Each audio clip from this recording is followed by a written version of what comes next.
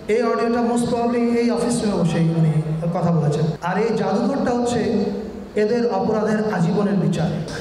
একটা হচ্ছে যে আপনারা জানেন যে কোনো মিউজিয়াম করতে গেলে it takes lot of time.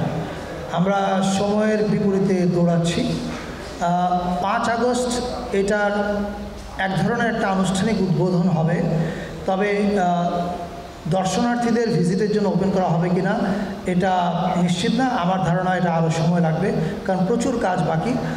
আর কি কি থাকবে এর মধ্যে এইটার ডিটেলটা আমরা এখন বলতে চাই না, এই কারণে যে যাতে আপনারা যখন এখানে আসবেন ভিজিট করতে, you still have that surprise and আপনারা ডিসকভার করতে পারেন। তবে ফিলসফিটা বলতে পারি আমরা, ফিলসফিটা হবে এটা যে আপনি যখন এই জুলাই জাদুঘরে ভিজিট করবেন তখন আপনি জুলাই এবং কেন জুলাই হলো, 16 বছরে আওয়ামী লীগের দুঃশাসন কী কী হয়েছিল তার দালিলিক প্রমাণ, অডিও ভিজুয়াল প্রমাণ, এবং আপনারা জানেন যে মডার্ন ডে মিউজিয়াম কিন্তু এখন এক্সপিরিয়েন্সিয়াল হয়ে উঠছে।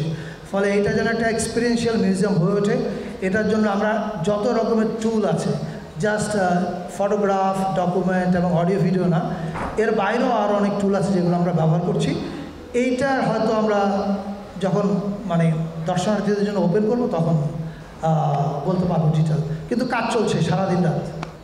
এটা একটু এখন বলাটা মুশকিল এক্সাক্ট টাইমটা, তবে 5 আগস্ট এটা আনুষ্ঠানিক উদ্বোধন হবে, কিন্তু দর্শনার্থীদের জন্য ওপেন করা হবে পরে, সেই টাইমটা আমরা একটু পরে যাব। Thank you. প্রথম কথা হচ্ছে এখান থেকে যা যা প্রমাণ প্রয়োজন সেই প্রমাণগুলো আমাদের সঙ্গে কোলাবোরেশনের ভিত্তিতে ক্রাইম ট্রাইব্যুনাল অলরেডি নিয়ে গেছে। ফলে এখানে যে জিনিসগুলো আদালতে আলামত হিসাবে উপস্থাপিত হবে এগুলো আইসিটির হেফাজতে আছে। আমাদের কাছে শুধুমাত্র এটার কপি আছে।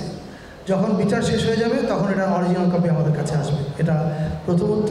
আর দ্বিতীয়ত, আপনি ঠিকই বলেছেন, এই বাড়িতে বসে খুনের পরিকল্পনা হয়েছে। এই বাড়ির যে অফিস রুমটা আছে, ওই অফিস রুমে গেলে আপনাদের গা ছমছম করবে যখন আপনি জানবেন।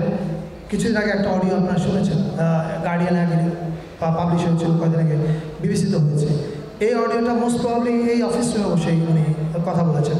তার মানে এই জায়গাগুলো তো is a horror scene, not only crime scene, is a horror scene as well. ফলে ওই এক্সপিরিয়েন্সটা আপনারা যখন জুলাই মিউজিয়ামে আসবেন, ওই এক্সপিরিয়েন্সের ভিতর দিয়ে যাবেন, ওই বেদনার ভিতর দিয়ে যাবেন। এবং আমাদের উদ্দেশ্য খুব সিম্পল, শেখ হাসিনা এবং তার গ্যাংয়ের অপরাধের বিচার তো আদালত করবেই, আর এই জাদুঘরটা হচ্ছে এদের অপরাধের আজীবনের বিচার। ভিজিটররা একবার করে এখানে আসবেন এবং উনি ওনার মতো করে বিচার করবেন, এবং সেটা যেন ওই জায়গায় পৌঁছায়, আমাদের কিউরেশনটা সেরকম হচ্ছে বলে আমি মনে করি। হ্যাঁ, এটা একটা আমরা আগে বানানো শেষ করি, তারপর এটার একটা আইনি কাঠামো, এটা ট্রাস্টের ভিত্তিতে পরিচালিত হবে না কীভাবে হবে সেটা ঠিক করা হবে। তবে আমি আমার একটা গাট ফিলিংয়ের কথা বলতে চাই। আমার গাট ফিলিংটা হচ্ছে হাসিনার যে দুঃশাসন, গুম, খুন, লুটপাট, হেন অপকর্ম নাই করে নাই, এমনকি সে যাকে দিয়ে খুন করায় তাকেও সে সার্ভেলেন্সে রেখেছে। এবং আপনারা জানেন কিছুদিন আগে আমাদের এই গণভবনে এই কাগজটা উদ্ধার হয়েছে, আমরা এটা দিয়েছি গুম কমিশন এবং আইসিটিকে। সেখানে একজন দায়িত্বপ্রাপ্ত অফিসার আকুতি জানাচ্ছে যে তার পক্ষে আর গুম করা সম্ভব না। আপনি বুঝতে পারেন যে কী পরিমাণ ট্রমা সে তার বাহিনীকেও দিয়েছে। এই সমস্ত জিনিস এখানে থাকবে। এখন আমি মনে করি বাংলাদেশে এটা ডিসাইডেড যে হাসিনার এই অপকর্ম একদিকে আর সারা বাংলাদেশে আরেকদিকে।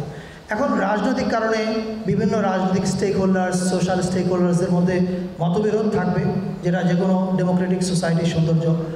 তর্ক বিতর্ক থাকবে, এটাও সৌন্দর্য।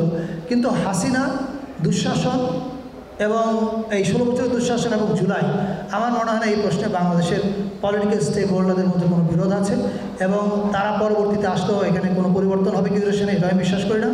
এবং আপনাদেরকে আমি এটুকু বলতে চাই যে আমাদের কিউরেটিভ টিম এখানে যাদেরকে নিয়ে কাজ করছে, একটা বিশাল ইয়াং ফোর্স। এখানে কোনো একটা নির্দিষ্ট দলের লোক নাই, সকল দলের মানুষজন এখানে কাজ করছে। ফলে this is going to be very absolutely non partisan. এটা বাংলাদেশের সত্য কথাটা বলবে।